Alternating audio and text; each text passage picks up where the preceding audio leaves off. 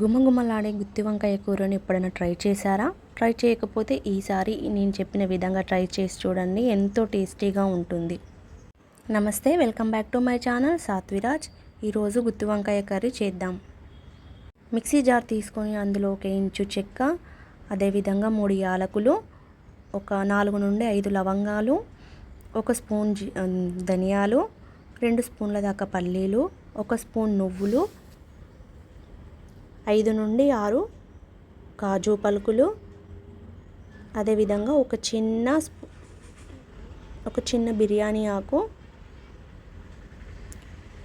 పావు స్పూన్ జీలకర్ర వేసి గ్రైండ్ చేసుకోవాలి. వీడియోలో చూపించిన విధంగా గ్రైండ్ చేసుకున్నాక మీడియం సైజ్ 2 టమాటాలు ఇలా చిన్న కట్ చేసి వేసుకోవాలి. అదేవిధంగా ఒక మీడియం సైజ్ ఆనియన్ కూడా ఇలా చిన్న ముక్కలుగా కట్ చేసి వేసుకోవాలి. ఇందులోనే మనం కారం కూడా యాడ్ చేసుకోవచ్చు. 1 స్పూన్ కారం, అలాగే ఒక 1/2 స్పూన్ సాల్ట్, ఒక చిన్న పావు టీ స్పూన్ అంత పసుపు వేసుకొని మంచిగా పేస్ట్ లాగా చేసుకొని వీడియోలో చూపించిన విధంగా పేస్ట్ లాగా చేసుకొని రెడీ పెట్టుకోవాలి. ఇలా రెడీ అయిన పేస్ట్ను పక్కన పెట్టుకొని కూర కోసం నేను 1/2 కిలో వంకాయలు అయితే తీసుకున్నాను. ఇవి వచ్చేసి మన గార్డెన్లోనివే అండి. చూసారు కదా, నేను గ్రీన్ కలర్ వంకాయలు అయితే తీసుకున్నాను. అవి వేసుకోవడానికి ఒక గిన్నెలో వాటర్ వేసుకొని ఒక పావు టీ స్పూన్ అంత సాల్ట్ వేసుకోండి. అప్పుడే వంకాయలు చేదెక్కకుండా ఉంటాయి.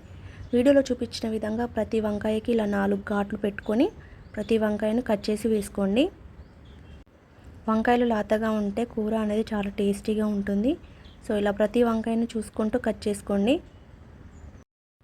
ప్రతి వంకాయని ఇలా కట్ చేసి వాటర్లో వేసుకున్నాక స్టవ్ వెలిగించుకొని ప్యాన్ పెట్టుకొని ప్యాన్ హీట్ అయ్యాక 1 స్పూన్ ఆయిల్ అనేది యాడ్ చేసుకొని ఆయిల్ కొద్దిగా వేడెక్కగానే మనం కట్ చేసి పెట్టుకున్న వంకాయలన్నీ యాడ్ చేసుకొని మంచి సాఫ్ట్గా అయ్యే వరకు కుక్ చేసుకోవాలి.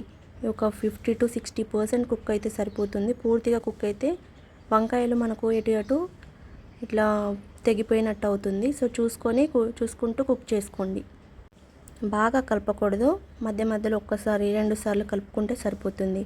సో ఇలా 50 to 60% కుక్ కాగానే తీసేసుకొని ఇంకొక స్పూన్ ఆయిల్ వేసుకొని మనం మిక్సీ పట్టుకున్నాం కదా పేస్ట్, అది మొత్తం యాడ్ చేసుకోవాలి. సో మనం ఆయిల్లో హీట్ అయ్యాక మనం మిక్సీ పట్టుకునే పేస్ట్ని మొత్తం వేసుకొని మంచిగా ఆయిల్ మొత్తం పట్టే విధంగా కలుపుకొని పేస్ట్ మొత్తం ఆయిల్లో ఫ్రై అయ్యే విధంగా కలుపుతూ ఉండాలి. ఒక 5 to 6 మినిట్స్ ఫ్రై అయిపోతే మనకు ఆయిల్ అనేది ఇలా పైకి వస్తుంది. అప్పుడు మనం కట్ చేసి పెట్టుకున్న వంకాయలు 1 by 1 యాడ్ చేసుకోవాలి. మనం వంకాయలు మొత్తం వేసుకున్నాక ఫాస్ట్గా కలపకూడదు, నెమ్మదిగా కలుపుతూ పేస్ట్ మొత్తం వంకాయలకు పట్టే విధంగా ఇలా నెమ్మదిగా కలుపుతూ వీడియోలో చూపించిన విధంగా కలుపుకోండి. ఇలా కలుపుకోవడం వల్ల మనకు కర్రీ అనేది వంకాయలకు మంచిగా పడుతుంది. ఇట్లా ఒక 1 మినిట్ పాటు కలుపుకున్నాక మనకు వాటర్ మిక్సీ జార్ ఉంటుంది కదా, అందులో కొన్ని వాటర్ వేసి నేను వేసాను.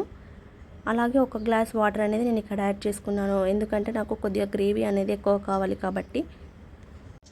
గ్లాస్ వాటర్ యాడ్ చేసుకున్నాక ఒక 5 మినిట్స్ మగ్గించుకుంటే వీడియోలో చూపించిన విధంగా కర్రీ అయితే అవుతుంది. సో ఇది మొత్తం బాయిల్ అయిన కొద్దీ మనకు కర్రీ అనేది స్మెల్తో పాటు దగ్గర పడుతూ ఉంటుంది కదా. వీడియోలో చూపించిన విధంగా కర్రీ మీద ఆయిల్ ఇట్లా వచ్చింది అంటే ఆల్మోస్ట్ మనకు కర్రీ అనేది రెడీ అయిపోయినట్టే. చాలా టేస్టీగా ఉంటుందండి. ఒకసారి ఇలా సింపుల్ వేలో ఒకసారి ట్రై చేసి చూడండి. వీడియో అనేది మీకు తప్పకుండా నచ్చితే వీడియోని లైక్ చేయండి, ఛానల్ సబ్స్క్రైబ్ చేసుకోండి. ఎంతో ఈజీగా ఉంది కదా, తప్పకుండా ట్రై చేయండి. చాలా ఈజీగా ఉంది. అన్నీ మిక్సీ పట్టేసి వంకాయలు కట్ చేసుకొని ఆయిల్లో వేసి ఫ్రై చేసుకోవడమే. చాలా సింపుల్గా ఉంటుంది. ఏది కూడా మనం వేయించి చేసుకోవాల్సిన అవసరం లేదు. ఈ విధంగా ఒకసారి ట్రై చేయండి. Thanks for watching.